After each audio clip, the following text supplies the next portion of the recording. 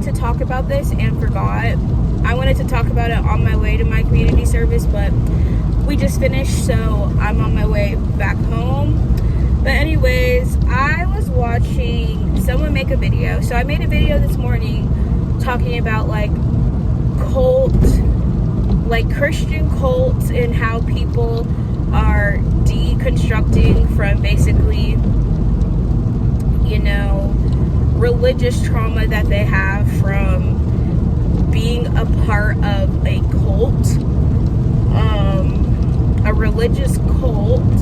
And I was trying to explain how I feel like the people who have to deconstruct from trauma, like religious trauma, have a hard time understanding that their experience with religion is not the experience that most people have who have like the true form of Christianity, essentially. And there's a lot of like cults that attach themselves to Christianity that is not Christianity. So like the fundamentalist Mormon groups like that are not following, what Christianity actually is according to the Bible, because these people have taken, they're basically following a person claiming to have like this new understanding of Christianity, but it's really you're following the teachings of a different person outside of, what the Bible actually says. So I made that this morning, but I had watched a video basically, and it's this, I guess they're like ex-Mormons.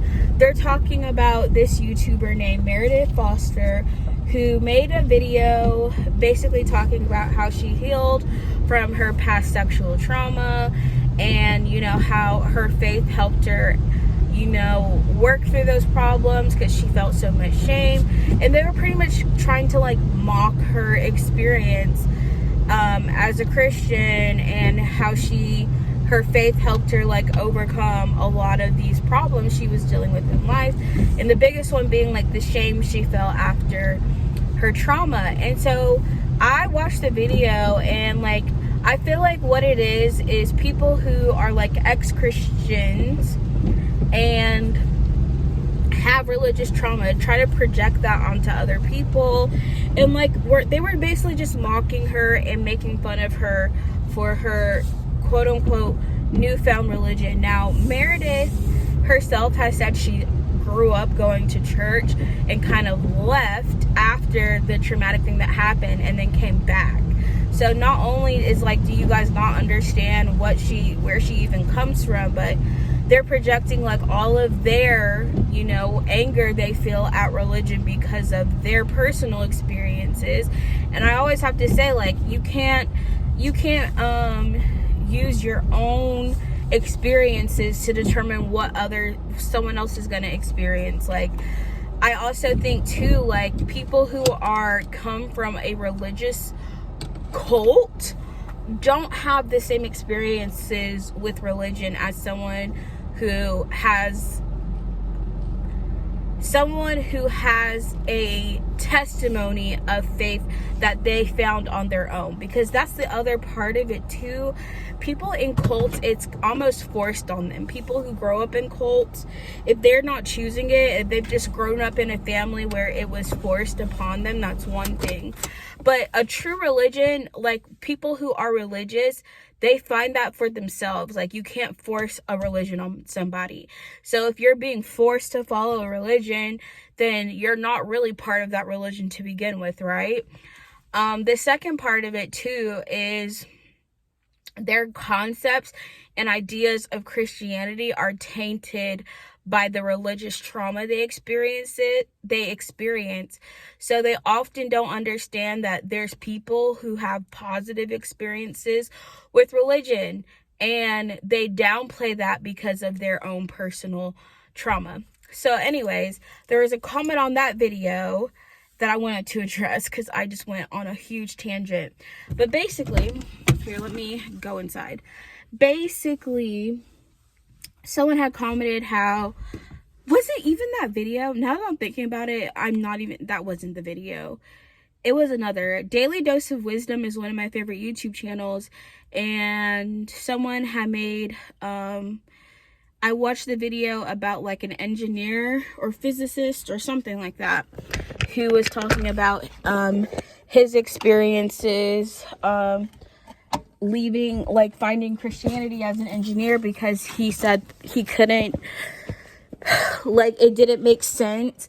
Basically, a lot of science depends on these concepts that are metaphysical, essentially, to make sense. And then he talks about how there's some,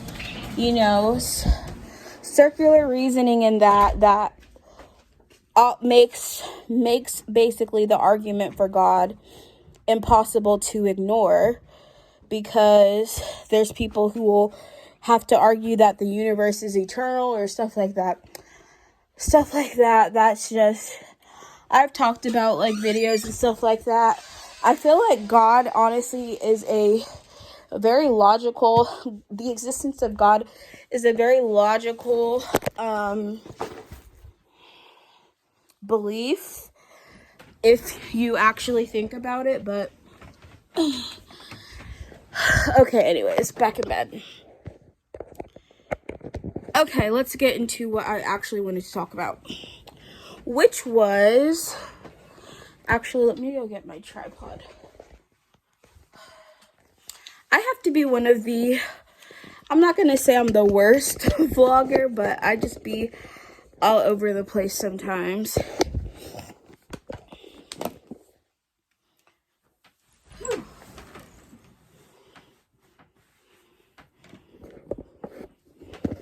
And the lighting in my room is not going to be the greatest. Okay, so basically, this was the thought I had. So I saw a comment, and honestly, I can't even remember what video it was on, but basically someone said, how can God allow evil? And I feel like this is something I had a while back and it took me a minute to understand. So people said, like, why does God just allow evil things to exist? Why doesn't he stop all of the evil that takes place in the world? And the answer to this is actually pretty simple, but it's not an answer a lot of people are going to like. But basically, God allows, and this is where you have to understand how God defines love. So a part of the biblical definition of love is that love does not demand its own way. So God knows which way is righteous, which way is holy, which ways are good. But loving someone means you do not force that person to follow your ways. So essentially, evil exists because God allows opposition to his goodness. And that's something I feel like a lot of people have trouble accepting, because God tells us what is good and what is evil in the Bible. He tells us that there's things that are detestable to him, that's disgusting. But he doesn't stop it, because he loves us enough to not force us to do his will. Because what a lot of people don't understand, if they're demanding that God stop evil from happening, he basically wouldn't create any human being on the planet, because according to the Bible, we all sin. Sin is going against God, and sin is evil in God's eyes. So what you're actually requesting when you're saying God stop evil, God would just simply not create human beings to begin with if he wanted to stop evil. But anyways, God's love for us means he is not going to demand us to or force us to follow his ways. So the free will argument is honestly the one that people for some reason have this hard time accepting, but it's like the reality. God does not force people to do good things, nor does he force us to do evil things. but he does tell us what is right and what is wrong. And when you look back at the story of Genesis and really study Adam and Eve, when God made us, he did not give us the knowledge of good and evil. By doing this, we would always be innocent. You cannot do no wrong if you're not aware of right or wrong. But the moment, and this is the thing, God always knew what was good and what was evil. God always had the knowledge of good and evil. We did not always have that knowledge until Adam ate the forbidden fruit. And what people don't realize is when God made the test, because people are like, why would God even, tell them that they could eat of all of these fruits, but from this tree of knowledge of good and evil? Like, why did he even have that tree? And I think people need to realize some things in the Bible are metaphorical and not literal. So I personally believe the tree itself is not what you're supposed to be focused on. It's the lack of trust Adam and Eve had in God. Because God told them not to eat of this tree with the warning that they would surely die. And at this point, God's created them. He's loved them. He's provided every possible thing that they could want. Were not lacking in anything. But the serpent comes, tempts Eve. Eve understands God is greater than her. She seeks to be like God. She falls for the lie. So basically, after God warns them, you can have all of these things, but don't eat from this one tree or you will surely die. Then Eve gets tempted by the serpent and is like, he tells her, you're not going to die. You'll just be as powerful as God. So basically she sought to have the power that God had. But basically, up until that point, they had no knowledge of good and evil, which meant they could not sin. So even if they were doing things that God knew was evil, without knowledge of good and evil, you cannot sin. So after Eve is tempted by the serpent, tricks Adam into eating the apple. This part is not actually, did she trick Adam or did Adam know and just not think about it? Who knows? It's kind of semantics. But anyway, sin happens when Adam eats it. It doesn't come into the world when Eve, because God created Adam with I don't want to say dominion over Eve, but God gave Adam pretty much the higher role between men and women. So once Adam eats the fruit is when sin comes into the world, and they're aware of, sin. They could immediately become aware that they're naked, and it's just like the knowledge of good and evil is what allows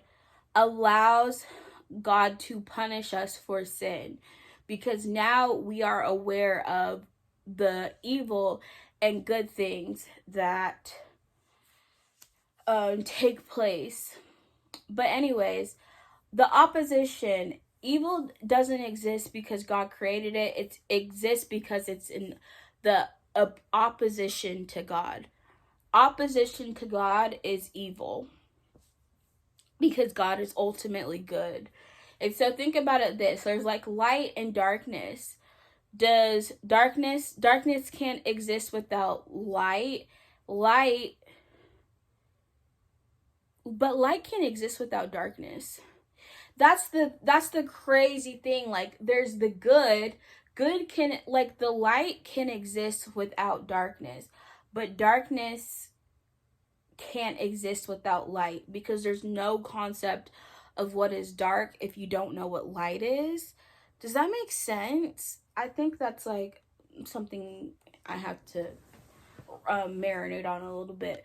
But basically, there's the original thing that God created, which is for good. And then there's this opposition to everything good that God's created. And that is what is actually evil. Evil is what what evil is basically just going against God. So basically, God didn't create evil by existing. He simply allowed people to be in opposition to him, and is not going to force people to do things his way, even though he tells us what's right, what's wrong. And so people often will blame God for all of the bad things happening. God does not cause the bad things to happen. He does not cause evil. It's not in his nature. Evil, it exists because people go against God. And also, when you look up, there's people who literally worship Satan, and I highly think people need to look up and understand that, there's a lot of people whose goal on this planet is to just do evil and serve Satan, and who truly believe that they can, they truly just want and seek evil things to happen in the world. There's people who truly desire that, desire to do evil. But anyways, if it wasn't for, Adam and Eve eating from the tree of good and knowledge, we would never know. It's evil exists because we are aware, we have knowledge of good and evil. If you don't have the knowledge of what's good and what's evil, then it's impossible for evil to exist. So honestly, it's kind of it's so many caveats to it, but that was the main thought I just had. I feel like it's a different way to look at things, instead of people thinking because God doesn't create evil, and that's where I feel I don't understand how people jump to that conclusion, because in their heads it's if God doesn't stop the evil from happening, and this is the one thing that I want people to understand: God is not going to infringe on your free will. God knew that Cain was going to kill Abel.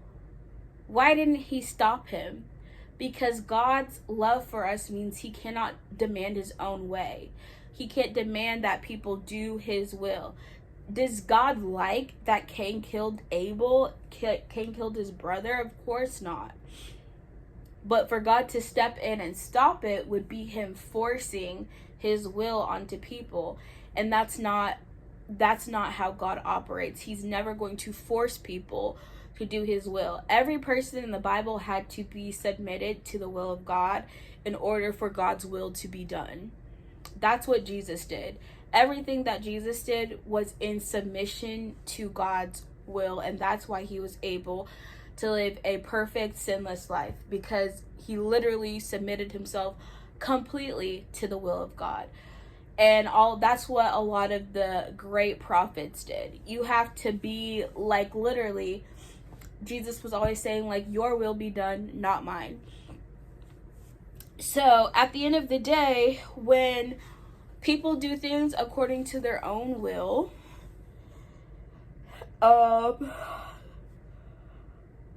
Cain killing his brother, did God cause Cain to kill his brother? No. He allowed Cain's will to be done because God gave us the ability to do things in our own will. Not that he wants us to do them, but he's not going to force us to do the right thing. And it's just we know that what he did was wrong because we have the knowledge of good and evil. It's so evil. Why would God, it's just when people make that argument, do they understand what is God? For God to stop Cain from killing Abel, what are the possibilities for him to do that? He could, not create Cain at all. He could tell Cain, don't kill your brother. Is Cain gonna listen? it's like the only real solutions is like he would just not create Cain at all, or he would have to be controlling everything that Cain does, which means you don't have free will. And God did not create us. He created us with our own authority, with our own will, because God created us in his image and God has his own will. So that's something I feel like more people should think about, because when you say when you say God has the power to stop evil, you have to consider like how exactly do you expect God to stop all of the evil things from happening without, one, infringing on that person's free will, or two, just we would have to not create that person at all. So I don't know. That's something I think about a lot, but the answer is basically just, God's love is freely given, but it has to also be freely accepted in order for God's will to be done. God is not going to force people to follow his laws, to follow his rules, to do good, and God loves people even when they choose to do evil things that hurt other people. And because in God's eyes, every single person is guilty of some sort of sin, he does not measure one life as being less worthy of living than another person. So that's why he still is going to create people knowing that they're going to do evil things, because all of us have done evil things. And that's why he sent his son Jesus, died. And it's just like, when you understand the gospel truly for what it is, you recognize like God's love for you, God, for us, is actually insane, because he allows people who have done some of the most, like, the worst things you can think of, he will still forgive them for sins. He literally sacrificed himself through Jesus for the sins of the world, so that we could still have an eternity with him. Like, even though we messed up to begin with, we were the ones who disobeyed God in the garden, brought sin into the world, and then God still saved us from the consequences of sin, which is death, so that we didn't have to die. And the devil hates us for that. He hates that God gave us a way to still have access to him through Jesus. And I watched this like little clip on TikTok where, I can't remember, it was like Bev Turner. She just gave this it was a really powerful thing. She said everyone thinks God is the legalistic one, but it's actually the devil who is legalistic, because when we sin, that gives the devil legal rights basically to torment you, and he wants the legalistic things to occur because he wants to be able to basically harm people.